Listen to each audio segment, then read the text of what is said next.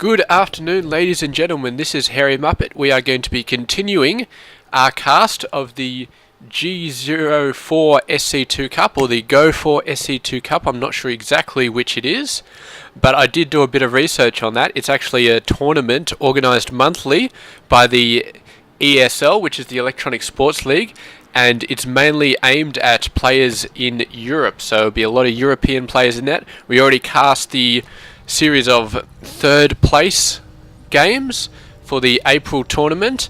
That was between Size and Dana was victorious in those series of 3 games, forcing it up to an ace match with some very nice ZVZ action.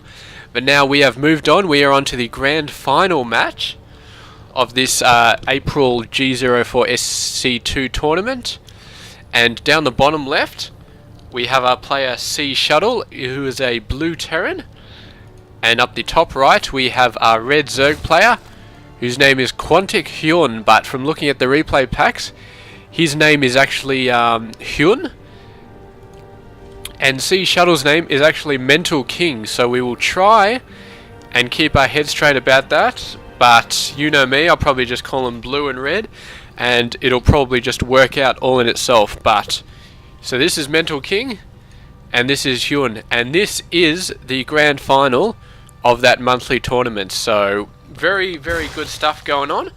I'm not sure exactly what the prize pool was. It was on this website at some point.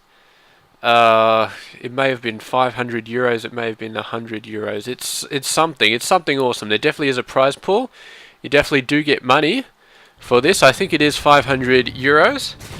So definitely a lot of excitement in this game, and this game is going to be a best of 5. So good luck. And the interesting thing about this is that if you go and look at the third place matchups and this main grand final, we have 3 Zerg players, 1 Terran and no Protoss. So the Zerg really pushing the pressure on in this tournament, obviously, and really doing some good work. So we'll see how the last remaining Terran competitor for this tournament manages to make out against the Zerg player Hyun.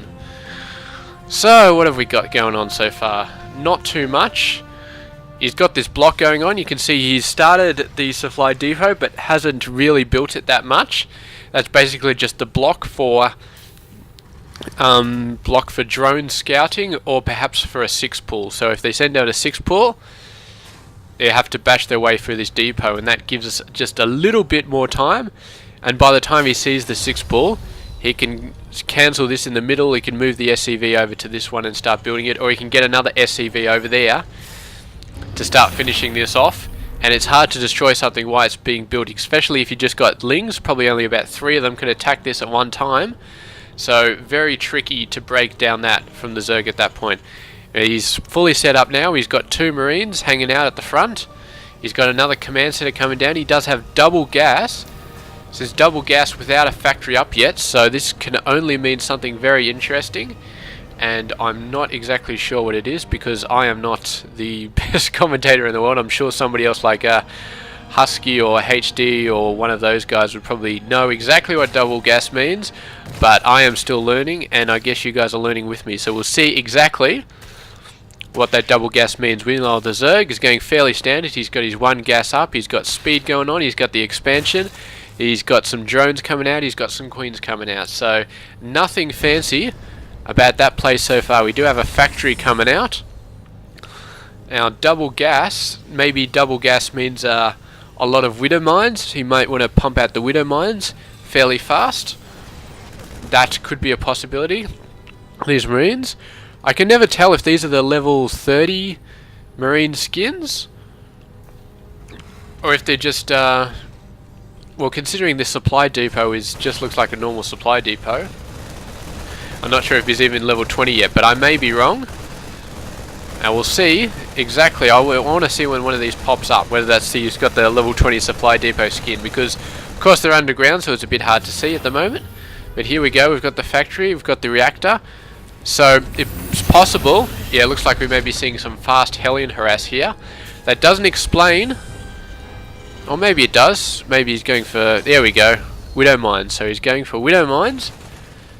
And widow mines do cost gas, so he will be able to spit out quite a large amount of Widow Mines very quickly here. He's also going for a starport and an armory. Now the armory could be used for Thors, or it could just be used for upgrades, and I'm guessing it's going to be used for upgrades because we haven't seen very many fast Thor pushes in pro games, and I would not recommend it against Zerg because Zerglings with speed are just so good against Thors, it's not even funny. Thors just absolutely suck against Lings.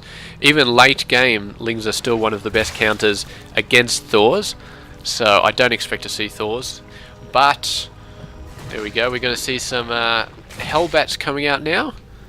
So he's just got those guys for defense, and now he's going for the Hellbats. Hellbat slash Hellion. And he might be looking to do some offense with these guys. These guys going to go over. The Zerg player doing a really good job of grabbing all the Xel'Naga watchtowers. So he's just going to do a run by, maybe run in, see if he can get some scouting intel. He's not going to make it very far though, because he does have this bunker, and he might make it through this supply depot, but probably not. He gets a 3 marine kill there. And yeah, if he had gone in there any further, these Widow Mines would have wiped him out. Did I hear a Baneling being morphed? No, that was the Nidus Worm. So he's got a Nidus Worm down. That's just brilliant. The Lings all get taken out by the Roaches. There's a bunch of Hellions up there, so I don't think these Roaches are really going to be able to do too much damage. He does lose that Widow Mine, but here we go. There's a lot more Roaches coming down. All these SCVs ready to repair the depot. The Roaches are like, screw that action, I'm going for the SCVs. And that they will lose quite a lot of Roaches by doing that, but here we go, he's going for the bunker now. The Hellions coming out, they're not that effective versus the Roaches, but we do have a Viking coming out to scare away that Overseer. And more Roaches coming down. We've got some Queens coming down, spreading creep. That's going to be very nasty.